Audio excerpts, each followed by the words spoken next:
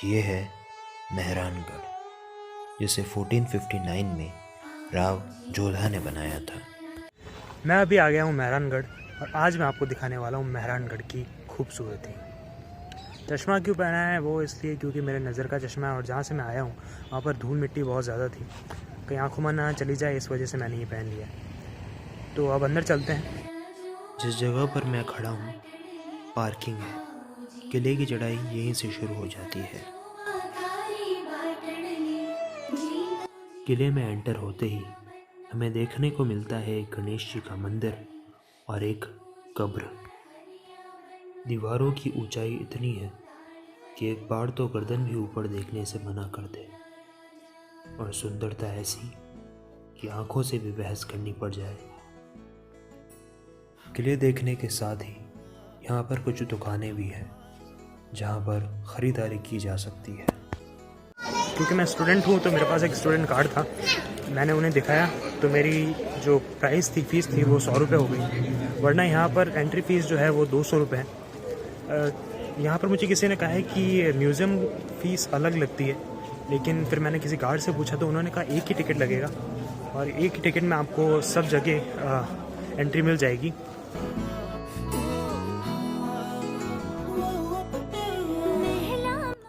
किले के दूसरे हिस्से में हमें किले की असली खूबसूरती दिखाई पड़ती है और यहाँ से हम बढ़ते हैं बुलंद दरवाजे की तरफ। बुलंद दरवाजे से आगे बढ़ते ही हमें एक मीनार दिखाई देती है जहाँ पर कई खिड़कियाँ बनी हैं। ये वो जगह है जहाँ पर कई सालों पहले राव जोधा और उनके बाद में जितने भी आए, उनसे पहले भी आने, उनके बाद जितने भी राजा हुए वो इसी तरह यहाँ से करते होंगे। अब इमेजिन कर सकते हैं, अगर आप आर्ट्स के स्टूडेंट हैं तो आप फील कर सकते हैं कि कैसे वो राजा घोड़े पर चढ़ते थे इतनी ऊंचाई पर।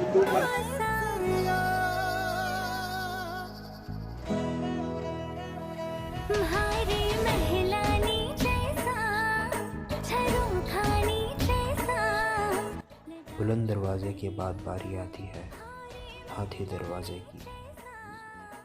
एक बार ना गलती से मेरे घर का गेट मुझ पर गिर गया था और मुझे ज़्यादा चोट नहीं आई थी, लेकिन पैर पे लग गई थी। इमेजिन कीजिए कि अगर ये वाला गेट अगर किसी पे गिर जाता तो उसके क्या हालत है, इमेजिन कर सकते हैं। चलिए आगे चलते हैं।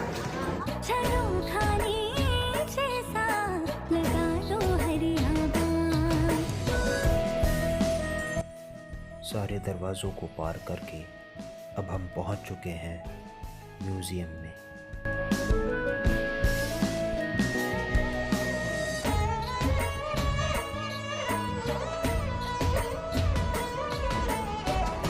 मेरे पीछे जो आप देख रहे हैं वहाँ पर राजाओं के राज थे और राज्य परिषद हुआ करते थे। राठौड़ राजवंश का यहाँ पर शासक रहा था, काफ़ी टाइम तक रहा था। जब कोई प्रोग्राम होते थे या कोई भी फंक्शन होता था तो रानियाँ यहाँ से इन छोटी छोटी खिड़कियों से देखा करती थी।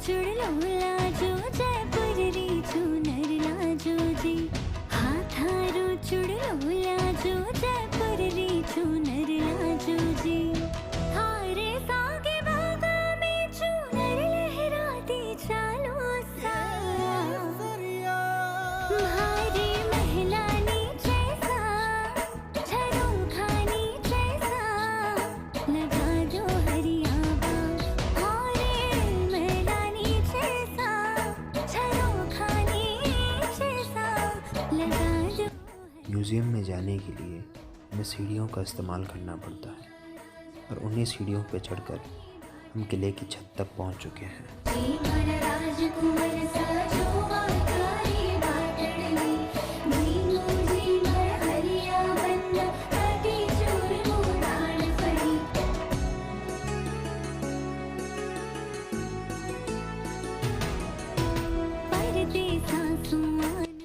ये वो कमरा है जहाँ पर राजा सोया करते थे। और साथ ही उनकी बैठक भी हुआ करती थी। इसकी छत लकड़ी की बनी है। एक ऊंचाई पर आकर मैं यहाँ बैठ गया हूँ। इससे ऊपर और कुछ नहीं बना हुआ, ये बस आखिरी ऊंचाई है। यहाँ से नज़ारा काफ़ी अच्छा लग रहा है। अब बारी है किले की दूसरी तरफ जाने की। म्यूज़ियम यहाँ पर ख़त्म हो जाता है शायद।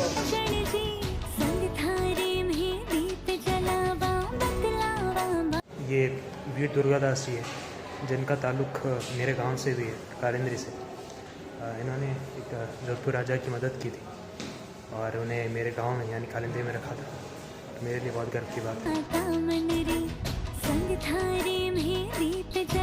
ये सारी वो पालकी है जहाँ पर राजाओं के बड़े बड़े राजाओं के बच्चे सोया करते थे। वैसे मेरी पालकी भी कुछ ऐसी है। म्यूज़ियम के बाद बारी आती है उस बरामदे की, जहाँ पर काफ़ी सारे कमरे बने हुए हैं और साथ ही साथ एक सभागृह भी। इस बरामदे में बनी खिड़कियों की नक्काशी इतनी खूबसूरत है कि चाहकर भी इससे नज़र नहीं हटा सकते। ये वो जगह है जहाँ पर राजाओं की सभा हुआ करती थी और महाराजा बैठा करते थे। उस जगह रानियाँ बैठा करती थी। इन सब सारी जगह जो मंत्री होते थे वो बैठा करते थे।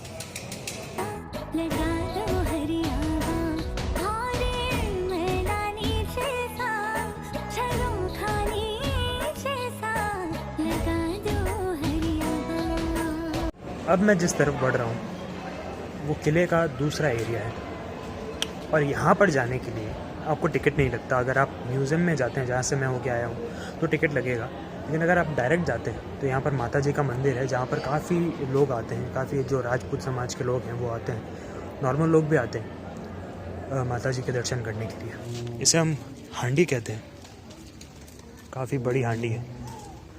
पर मैं पता नहीं कभी सुना था, पिछली बार जब मैं आया था जो दो लोग बातें कर रहे थे कि इस हांडी में लोगों को भी पकाते थे जो कुछ गलत किया करते थे तो उन्हें तेल में तला जाता था।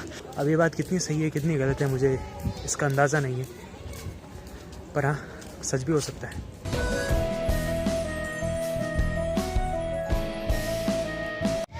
ये वो सारे हथियार हैं जिससे किले की रक्षा की जाती थी।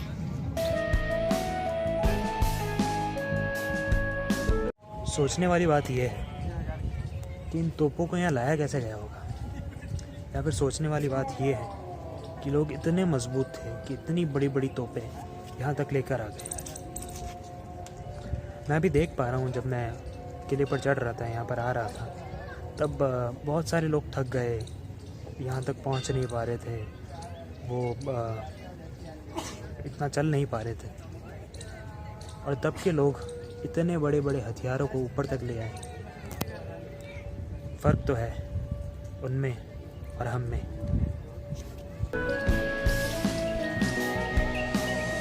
मंदिर की तरफ जाते वक्त हमें एक कुंड दिखता है। ये वो मंदिर है जहाँ पर कैमरा ले जाना तो अलाउ नहीं था, पर मैंने अपना काम कर दिया। तो मेरा यहाँ का सफ़र तो हो गया ख़त्म। मैंने आपको किला दिखा दिया। आपको अच्छा लगा हो तो कमेंट करके ज़रूर बताइएगा, और अगली बार मुझे कहाँ जाना चाहिए ये भी कमेंट करके ज़रूर बताइएगा। अब मैं चलता हूँ अपने घर, और आप किसी और वीडियो पे या फिर अपने घर के काम में। Good bye.